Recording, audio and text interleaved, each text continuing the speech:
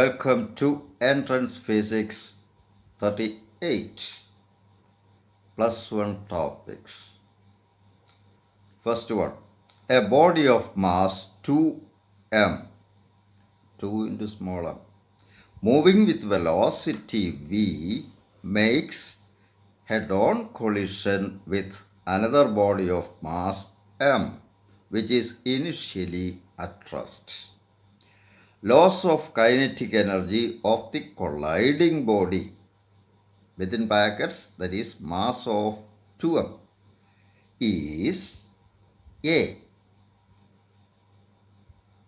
1 by 9 of its initial kinetic energy, B, 1 by 6 of its initial kinetic energy, C, 1 by 4 of its initial kinetic energy, D, 1 by 2 of its initial kinetic energy, E, 8 by 9 of its initial kinetic energy. ഇവിടെ ഈ collision ഏത് collision ആയാലും conservation of momentum satisfy ചെയ്യണം. എൻ്റെ കൂടെ ഇത് പ്രത്യേകിച്ച് എടുത്ത് പറഞ്ഞിട്ടില്ലെങ്കിലും ഇത് ഇലാസ്റ്റിക് കൊളിഷനാണെന്ന് സങ്കല്പിക്കുക. The total kinetic energy before and after collision remains the same. അപ്പോൾ ഒന്ന് ഡബിൾ മാസ്, ഇപ്പോൾ കെ ടൈംസ് മാസ്, ഇപ്പോൾ ഇത് വെച്ച് പറഞ്ഞാൽ മാസ് 2m m എങ്കിൽ ടോട്ടൽ മാസ് 3m, അത് 3 എന്നങ്ങ് എടുക്കുക. മാസ് കുറഞ്ഞതിന് വെലോസിറ്റി കൂടുതൽ കിട്ടുക, കാരണം മൊമെൻറ്റം മസ്റ്റ് റിമെയിൻ കോൺസ്റ്റൻറ്റ്.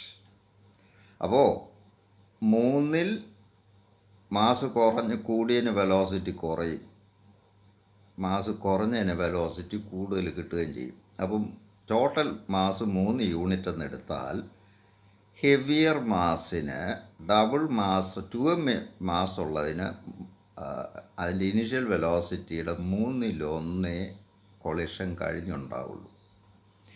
കൊളിഷന് മുമ്പുള്ള വെലോസിറ്റി v/v എങ്കിൽ കൊളിഷൻ കഴിയുമ്പോൾ 3-1 വെലോസിറ്റി അതിൻ്റെ കുറയും, മറ്റേതിന് 3-2 വെലോസിറ്റി കൂടും ലൈറ്റ് മാസിന്. അപ്പോൾ കൈനറ്റിക് എനർജി വെലോസിറ്റിയുടെ സ്ക്വയറാണ്. അപ്പം v/3 സ്ക്വയർ എന്ന് പറഞ്ഞാൽ v/9 അല്ലെ 1/9.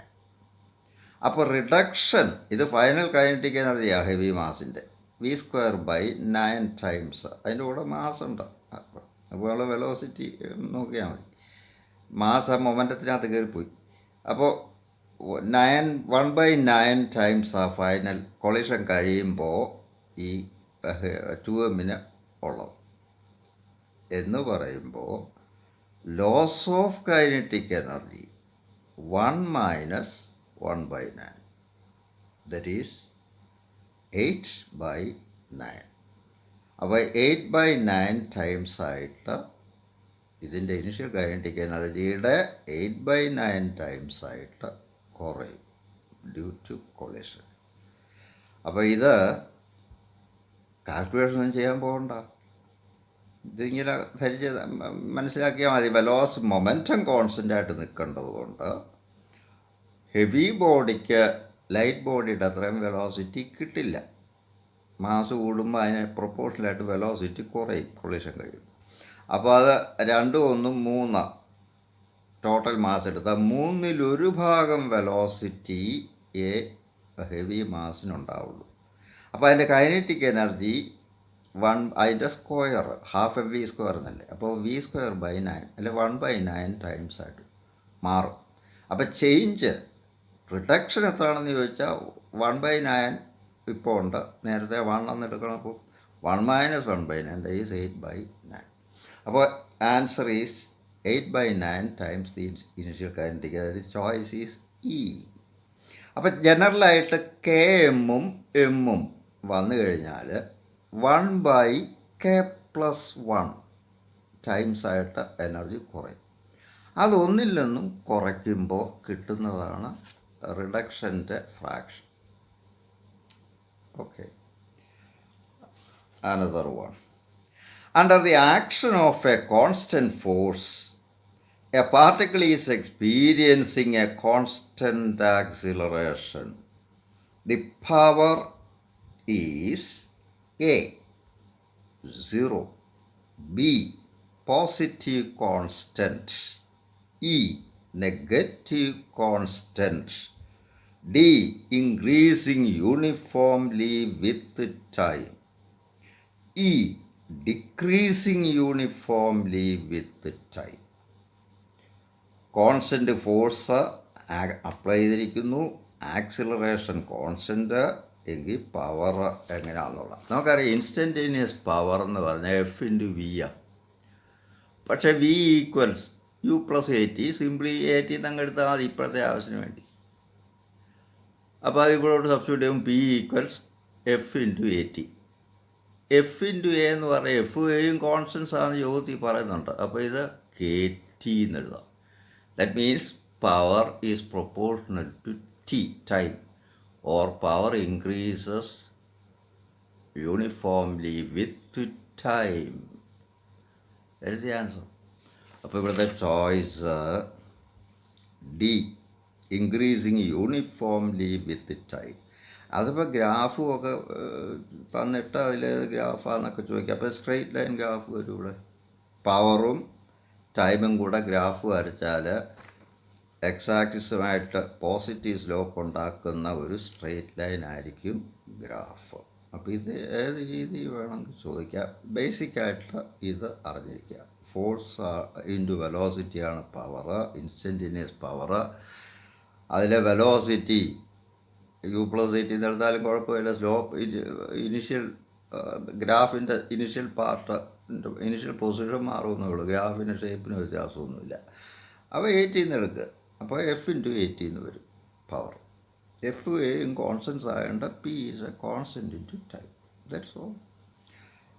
Another one.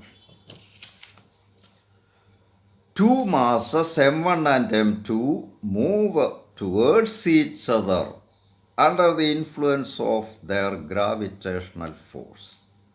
Then the acceleration of each, A r square is a constant. Small a into r square is a constant for both. B, A is constant. C, a1 r square by m2 equals a2 r square by m1. D, a1 equals minus a2. നമുക്കറിയാം gravitational force രണ്ട് വസ്തുക്കൾ masses തമ്മിൽ F equal G m1 m2 by R square. ഇത് രണ്ടിലും ഒരുപോലെ കിട്ടുന്നത്. Because action equals reaction. എങ്കിൽ a1 m1ൻ്റെ acceleration a1 equals F by m1.